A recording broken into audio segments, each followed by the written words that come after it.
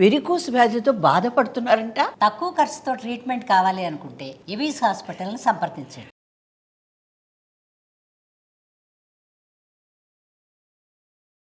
నమస్తే రమ్ గారు. నమస్తే జయ. ఏదైనా మంచి స్టోరీ చెప్తారండి? సీరియల్ లాగా చెప్దామా? పూర్వం ఒక రాజ్యానికి ఓ రాజుగారు రాణిగారు ఉండేవారట. పాపం వాళ్ళకి పిల్లలు లేరు. ముద్దుగా ఒక ఆడ గుర్ర పిల్లని పెంచుకున్నారు. దానికి పిల్లలు పుట్ల. అక్కడి నుంచి ఒక కుక్కని పెంచారు. కుక్కకి పిల్లలు పుట్ల. ఆడ కుక్క అంటే ఓ సంవత్సరంన్నర తిరిగేసరికల్లా అది అటు ఇటు తిరిగి పిల్లల్ని కనేస్తుంది. అది తిరిగేది కానీ దానికి పిల్లలు పుట్టేవి కాదు. కుక్కకి పిల్లలు పుట్ల, గుర్రానికి పిల్లలు పుట్ల, రాజుగారికి రాణిగారికి కూడా పిల్లలు లేరు.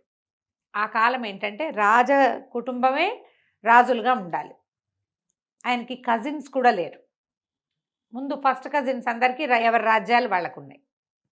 కొంతమంది ఒకళ్ళిద్దరు ఏం చెప్పారంటే వాళ్ళ కజిన్స్లో ఎవరి పిల్లనైనా తెచ్చుకొని పెంచుకోండి, మరి మీకు సంతానం కలుగుతుంది అంటే. తెచ్చుకుని పెంచుకున్న కుక్కని గుర్రాన్ని వీడి పుట్టలేదు, మళ్ళీ వాడిని తెస్తే వాడికి ఏమవుతుందో అందుకని అట్లా తేలేదట. సరే ఏం చేశారు, కొంచెం రోజులు గడుస్తూ ఉన్నాయి.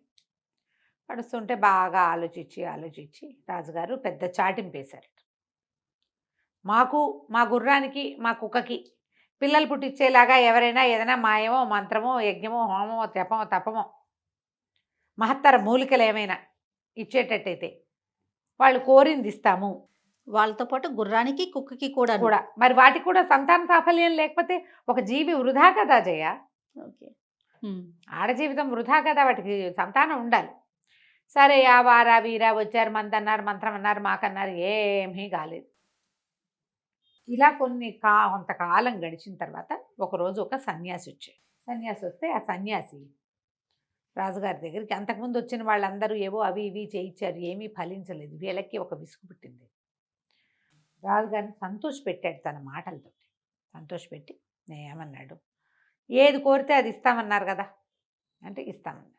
సరే అని చెప్పి 9 మాత్రలు ఇచ్చాడు. 9 మాత్రలు ఇచ్చి మీ రాణిగారికి ఒక 3 మాత్రలు, కుక్కకు ఒక 3, గుర్రానికి ఒక 3 వేయించేసాడు. రోజుకొకటి చొప్పున. 3 నెలలు తిరిగేసరికి రాణిగారికి ఒక కొడుకు, గుర్రానికి ఒక పిల్ల, కుక్కకు ఒక పిల్ల పుడతాయి. ఆ రెండింటికి ఆడపిల్లలు, ఈమెకి మగపిల్ల. ఏదో ఒక పిల్ల. పిల్ల అంటే ఆడపిల్ల కదా? కాదు. ఓకే. పిల్ల అంటే గుర్ర పిల్లని, ఆడపిల్ల మగపిల్ల ఏదో ఒక పిల్ల కుమారుడు కలుగుతాడు. నెల తిరిగాక మళ్ళీ రాణిగారికి ఒక కొడుకు, కుక్కకు ఒక పిల్ల, గుర్రానికి ఒక పిల్ల పుడతాయి. విని వాళ్ళు విచిత్రంగా చూస్తారు, ఏమిటి ఏం చెప్తున్నాడు ఈయనని. Question mark. 3వ నెలలో మళ్ళీ రాణిగారికి ఒక కుమారుడు, గుర్రానికి ఒక పిల్ల, కుక్కకు ఒక పిల్ల పుడతాయి. నెల ఒక గ్యాప్తో, ఒక 1 మంత్ నెల గ్యాప్తో నీకు 3 కుమారులు, గుర్రానికి 3 పిల్లలు, కుక్కకి 3 పిల్లలు పుడతాయి.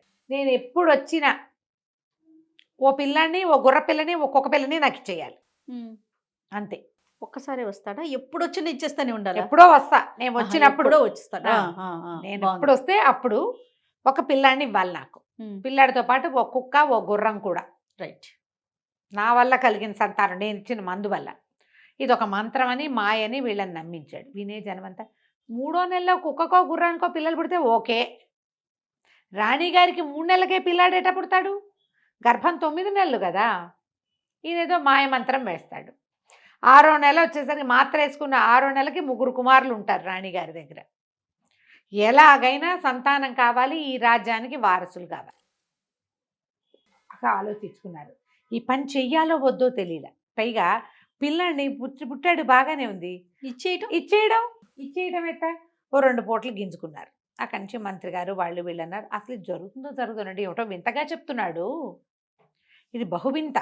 కుక్కకి 3 నెలలు 4 నెలల గర్భంతో పుట్టేస్తాయి పిల్లలు, గుర్రాలకు పుట్టమనుకుంటా. గుర్రానికి ఇంకొంచెం టైం కావాలనుకుంటున్నాను నేను, నాకు తెలిసినంత మటుకు. మనుషులకి 10 నెలలు కావాలి, మనకు ఎలాగో తెలుసు. ఇది వింత. జరిగితే ఆశ్చర్యం, జరిగింది అనుకో 3 పిల్లలు కదా, మరి ఒక పిల్లాన్ని ఇద్దాం పోని, పిల్లాన్ని ఇచ్చేద్దాం పోనీ అని రాజు రాణిని ఒప్పించారు. సరే సన్యాసి మాట ఒప్పుకొని వీళ్ళు బాగా ఆలోచించుకుని సరే మాత్రలు తీసుకున్నారు. 3 మాత్రలు రాణిగారికి తినిపించేశారు, వేసేసుకున్నారు. కుక్కకి 3 మాత్రలు తినిపించారు, గుర్రానికి 3 మాత్రలు మింగించారు. నెల తిరిగేసరికి రాణిగారికి ఇంతెత్తు గర్భం, కుక్క గుర్రం నిదానంగా నడిచేవి. నెల తిరిగేసరికి పిల్లాడు పుట్టాడు రాణిగారికి. నెల తిరిగేసరికి కాదులే, 3 నెలలు తిరిగేసరికి 3 నెలలు తిరిగేసరికి రాణిగారి చెప్పినట్టు జరిగింది. ఒక కుమారుడు పుట్టగానే దానికో పిల్ల దీనికో పిల్ల పుట్టేసరికి జనం అంతా సంతోషించారు. ఇంకేముంది, నిజం జరిగింది. మాతలు మింగితే ఏమవుతుంది అనుకున్నారు వీళ్ళు. చూద్దాం పిల్లలు పుట్టినప్పటి సంగతి కదా. 3 నెలలు అయింది, పిల్లాడు పుట్టాడు. నెల తిరిగేసరికల్లా రాణిగారు మళ్ళీ ప్రసవించింది ఇంకో కొడుకు. కుక్క ప్రసవించింది, దానికో పిల్ల. గుర్రం ప్రసవించింది, దానికి ఇంకో పిల్ల. ఇంకో నెల తిరిగేసరికల్లా రాణిగారికి 3వ కుమారుడు కలిగాడు. చక్కగా అచ్చుకుద్దినట్టు ఒకేలా ఉన్నారు పిల్లలు. 3 కుక్క పిల్లలు, 3 గుర్ర పిల్లలు, 3 రాజుగారి కొడుకులు, ముగ్గురు. చక్కగా పిల్లల్ని సంతోషంగా పెంచుకున్నారు. ఈ పిల్లలు పుట్టిన సందర్భంలో దేశం అంతా పండగలు చేసుకున్నారు.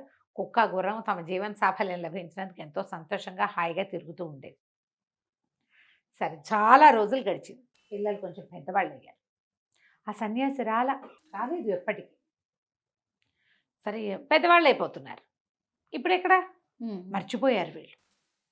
పిల్లలకి 20 సంవత్సరాల వయసు వచ్చాక, మామూలుగా మనకి కుక్క గుర్రము 20 ఏళ్ళు బతకం, అవును కదా, కానీ ఇవి బతికే ఉన్నాయి. ఇవి మంత్రం వల్ల పుట్టినాయి. 19 ఏళ్ళు, 18, 19, 20 పూర్తిగా 18, 19 సంవత్సరాలు వచ్చేసరికి వచ్చాడు. అడిగిపోయారు వీళ్ళు. ఏం చేయాలో తెలియలే. బాగా ఆలోచించి, సరే 3వ కుమారుడు కొంచెం చురుకైన వాడు. పెద్ద పిల్లలిద్దరూ భయపడ్డారు వెళ్ళటానికి. పైగా జ్యేష్ఠుడు రాజ్యానికి ఉత్తరాధికారి కాదు, ఉండాలి. మరి 2వ వాడేమో భయపడుతున్నాడు.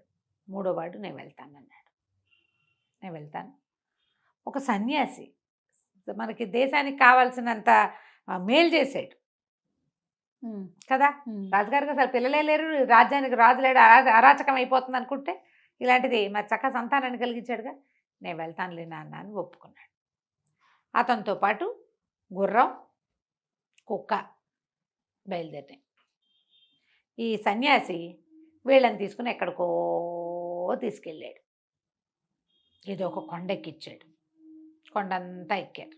ఎక్కాక ఆ కుర్రాడికి చెప్పాడు, అబ్బాయి ఆ కింద చూడు, అక్కడ ఒక ఆశ్రమంలాగా, ఒక కోటలాగా, ఒక ఇల్లులాగా కనపడుతోంది అన్నాడు. ఇట్లా చూస్తున్నాడు వీడు. చూస్తుంటే ఈ కొండ దిగిపెట్టు. దిగెళ్ళి అక్కడ లోపల మేకలు ఉన్నాయి. మొదటి 2 మేకలు ఉంటాయి. మేకలకి గడ్డి, తర్వాత కోళ్ళు ఉంటాయి. కోళ్ళకి మేతే. తలుపు తీయద్దు, బయటే కూర్చో నేను వచ్చేదాకా అని చెప్పాడు. మేకలకి గడ్డి, కోళ్ళకి మేత వేయాలి. నేను వచ్చేదాకా అక్కడే ఉండు, నువ్వు తలుపు తీసుకుని మాత్రం లోపలికి వెళ్ళొద్దు. ఇది అర్థం కాలే. ఇక్కడ దాకా వెంట పెట్టి తీసుకొచ్చిన వాడు ఇదంతా తీసుకెళ్ళకుండా, పైగా ఈయన సన్యాసి, ఈయనకి మేకలేమిటి కోళ్ళేమిటి, మేకలేమిటి కోళ్ళేమిటి, వింతగా ఉంది కదా. సరేనన్నాడు. సరేనని చూస్తూ ఉండగానే అతను అటు దిగెళ్ళిపోయాడు సన్యాసి. ఈ కుర్రాడికి అనిపించింది, నేను సన్యాసిని చూశాను, దిగెళ్తున్నవాడు సన్యాసి లాగా లేడు అనిపించింది. తెలియలే, కానీ ఏదో తేడా కొడుతుంది. ఆ కంచి వీడు దిగటం మొదలు పెడితే అమ్మ ఎంత కష్టమైందో ఆ దిగటం. ఎక్కేటప్పుడు బాగానే ఎక్కేశారు. పెద్ద ఏరడ్డం వచ్చింది. ఏం చెయ్యాలో తెలియలే. ఏరెట్టా దాటాలి. ఆ కంచి ఏం చేశాడు, గుర్రం మీద కూర్చుని కుక్కని ఎత్తుకుని కూర్చున్నాడు. గుర్రము కుక్కని వీడిని మోసుకుంటూ ఏరు దాటిచ్చింది. ఆ పెద్ద భవనం లాంటిది అది, కొంచెం పాతగా కనపడుతోంది. ఆ భవనం దగ్గరికి వెళ్ళాడు. వెళ్ళిన రాజకుమారుడు ఏం చేశాడు, సన్యాసి ఇలాంటివి ఎందుకు చెప్పాడో మనం వచ్చే భాగంలో తెలుసుకుందాం. తప్పకుండా రమ్మగారు. నమస్తే. నమస్తే జయ.